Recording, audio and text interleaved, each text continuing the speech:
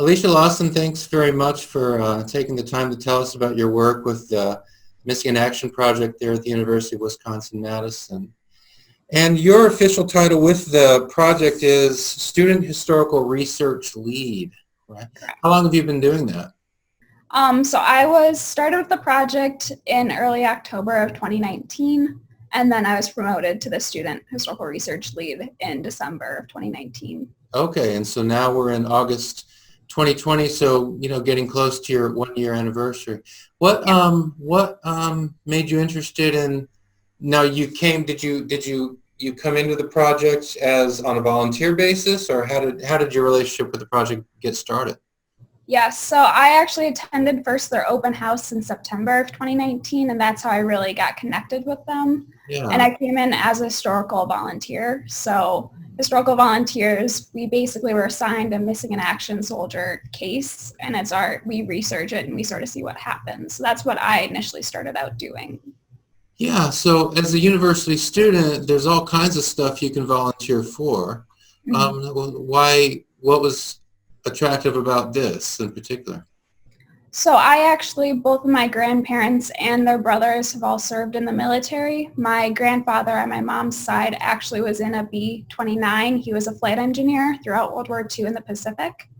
Wow. So that's really sort of what attracted me, is both his military background and then also his brother fought through France to liberate all of Europe. And then my other grandpa was in the reserves, but his brother actually was in Korea, and then he was called in action in Vietnam. So okay, so you've got a family military connection. Yeah. So when you come in as a volunteer historical researcher? Yes. And so what's and I'll just say you're majoring in anthropology, history, anthropology, minoring in archaeology, classical studies, and leadership. So you've got a lot going on. And then you've got this position with the Missing in Action Project there. So what your first work, what did that involve, your volunteer work? So I actually began with a plane crash in France. A lot of times we like to start our volunteers off with doing a plane crash and tracking a plane rather than tracking one man inside a single battle.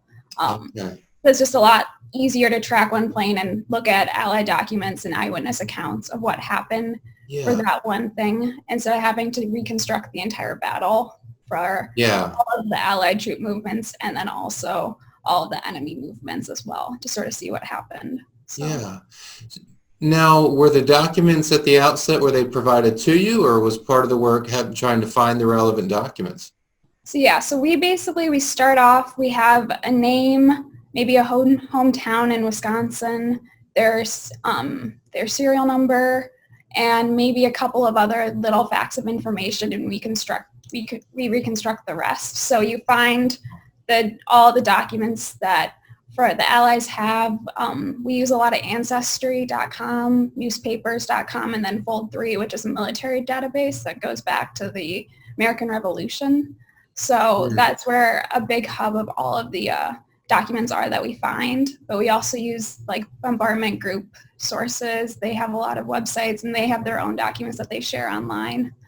And then also the National Archives are another one of our big sort of caches of all documents. And for your research purposes, I mean, how does that go working with the National Archives? Are you able to access a lot of that from Wisconsin, or do you have to go to the DC area, or how does that work? So we do access, they do have a lot of their records online digitized that we do use, but we also do have research polls. So we do have actually volunteers in DC that will send them to an archive, and we'll pull some boxes, and we'll have them take pictures of all of them and then upload them later for us to use. Yeah. But those are usually about once or twice a year is when we go to do that. So you start this volunteer work, and then you stick with it. What was it that, you can understand what would catch a person's attention. What was it that made you decide to stick with it and continue? I think it was the sense of purpose I felt doing it, doing all of this work. It's hard work. Most of the time, it's not always happy work, which is obvious, but I don't know. I've interacted with family members and I've seen their gratefulness for us to be doing this work and looking into their relatives' loss or the incident that made them go MIA, but also just to give these families closure. I feel, honestly, our project is based on the idea that we leave no man behind, and that's really what I feel strongly about. Yeah, wow, I appreciate that. There must have been, so you've been at it, about 9 months now, something like that? Something like that.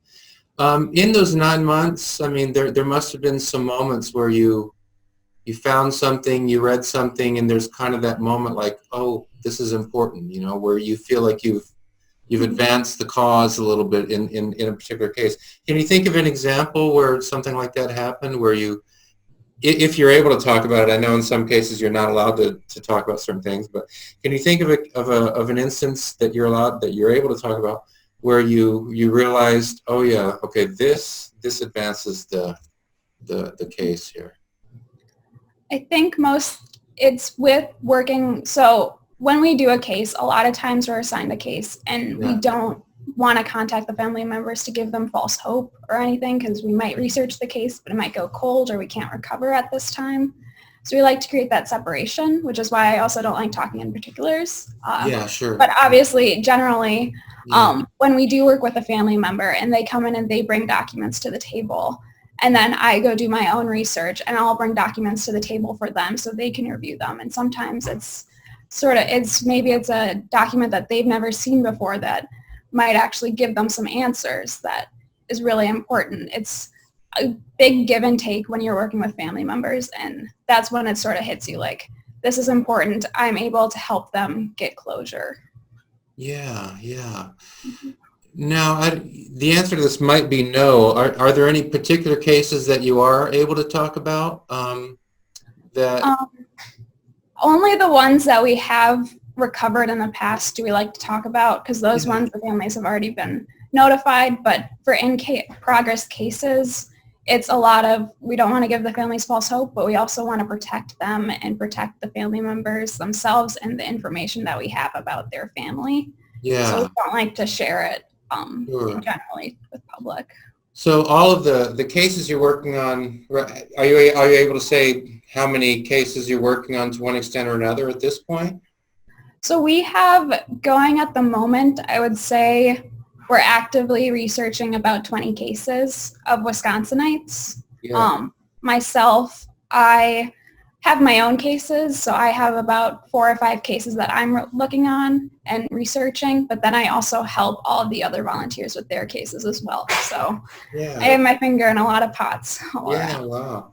And how much time are you able to, because of, 2 majors and 3 minors, you've got other obligations and other things going on. How much time are you able to give to this in a typical week? In a typical week in the school year, I'll do 10, 15 hours of work, both in the office when it's open and then online at night. But most of our volunteers only do a couple of hours a week on their case. But then in the summer right now, I'm actually interning with them with the project. So I'm working about 35 hours a week doing work for them. So. Okay. And then I imagine when the academic year... Yeah, I'm going to have to cut back again till about 10, 15. Have to cut back a little more. What do you want, what do you want folks to know?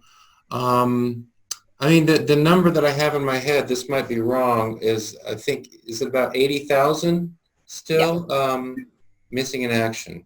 Right? Since Pearl Harbor, there's about 80,000, over 80,000. About 70,000 are from World War II, and then Wisconsin, we have about 1,500 missing in action soldiers ourselves. And in your work, you're focusing on Wisconsinites, is that right? Just primarily focusing or strictly focusing on Wisconsinites right now? Yeah, so we have something called the Wisconsin Initiative that we want to eventually actively recover our Wisconsin MIAs, Within that, though, if you're researching a plane loss or you're researching a land loss of one MIA soldier from Wisconsin and somebody else went missing along with him, we're obviously going to try to look into what happened to them and see if we can recover them as well. So one of my first cases, actually, it was a Wisconsinite was on a plane that went down over the target, but another plane in their same bombardment squadron went down about only like a mile or 2 miles away from them. So in that case, we'll do like a double sort of research. So you research both the plane with the Wisconsinite, but also then the plane that also went down in the area. So Yeah, okay. So the focus is Wisconsinites, but others will be involved. Others are others are involved, and we like to research them as well. Yeah. And again, I want to be, sensitive to the fact that there's a lot of stuff you're not allowed to talk about for good reasons. Are you able to talk about some of the general circumstances in which, some of the cases you're working on went missing? Mm-hmm. Yeah, mostly I focus on plane losses as well. Okay. A lot of the time, we'll see they'll either be in Europe, either shot down by flak over the target, or maybe they had to bail out due to engine trouble. A lot of the times is what we have. Some of the times when we get into the Pacific, ramming happened from Japanese planes, suicide ramming. So those are just some of the general, most likely incidents that happen, and that's why a plane would go down usually. And you said a couple minutes ago, the losses are overwhelmingly from World War II. And are all the cases that you're working on now, are they all World War II? Most of them, majority are. Obviously, because we're reaching that point where a lot of the people who have this living memory of the incident and what happened, but also the living memory of the MIA soldier themselves are passing away slowly, which is very sad. So that's why we're mostly focusing on them, is because in a couple of years, how many people who knew that soldier are going to still be around to see their recovery and see their body be brought home. Yeah. That being said, we also do have some other cases going on, especially if a family member would reach out to us and say, I have my great uncle from Korea went missing in action. Can you guys research this case?